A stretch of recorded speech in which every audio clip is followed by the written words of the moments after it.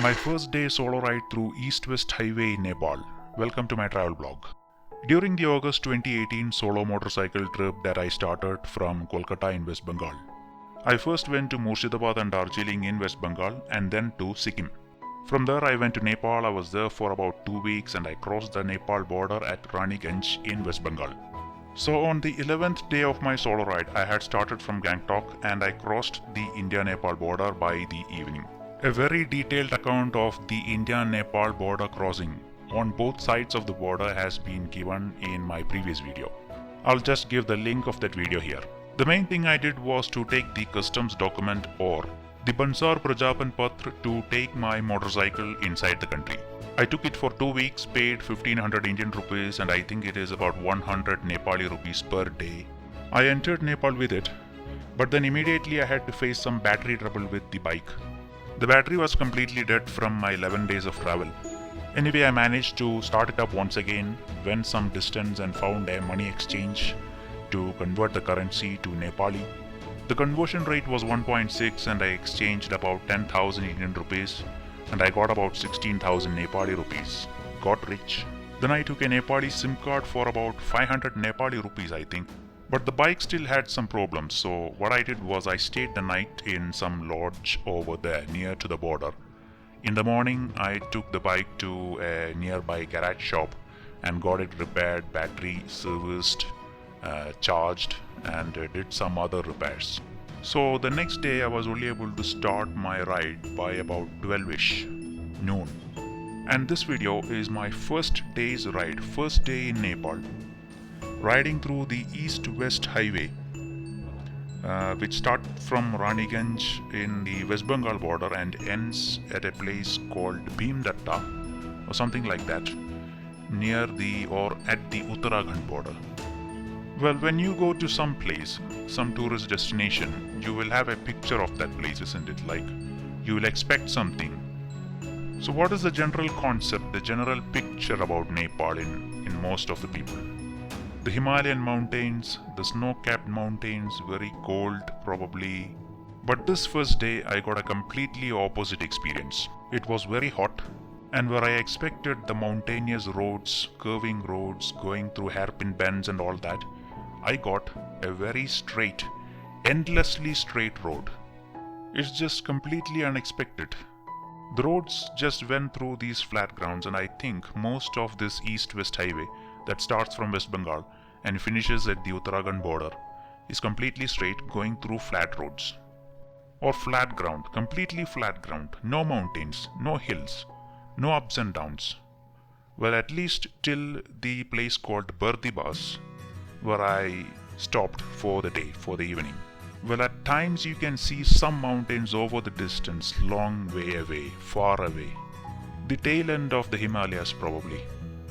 So this entire day the scenery is like this. A lot of bridges on the way with very less water or no water, and that is because there are a lot of small and large rivers flowing from the Himalayan mountains to India. And so this is the scenery, a lot of bridges with less water or no water at all and straight roads. Well, I'm not saying it is completely bland. There are forests in between, then there are rice fields, but apart from that, not much. Well, there are also small cities and towns, but not what I expected. I was thinking I would be going on mountain ranges, doing hairpin bends, but this road is ridiculously straight. It is the kind of highway roads you see in many parts of India. And the other thing, the climate. I was expecting some kind of cold weather. We are in Nepal, it is Himalayan, it is mountain ranges, so there should be some cold. But the roads through I went, or that single road, the East-West Highway through I went, the places has the same climatic conditions as in northern India, like UP, Bihar. That is very hot. Hot wind blowing on your face if you ride at high speeds. Most parts of this road are unpopulated, but with rice fields on both sides, or it is a forest. And the other thing is that this road has very little traffic, very less. At times you will not find any vehicle or even a single soul for kilometers. I didn't see any large big trucks on this road, just a few buses, then private vehicles, mostly cars and jeeps, very less number of two-wheelers. And then there is this very unique thing about Nepal, I think, which I have not seen in other places, or rather in India. That is this private vehicles ferrying people from one place to another. And this is some kind of a high-class private vehicle, I think. It is by Toyota or Nissan or Mitsubishi or something, not the vehicles manufactured in India. So you cross several bridges with no water on this road, but there is one large bridge with lots of water, and that is over the river Koshi, which is quite huge, and it flows to India to join with the Ganges river, I think in Bihar. And they have constructed a huge barrage at this place. A barrage is a kind of a dam, but not exactly a dam.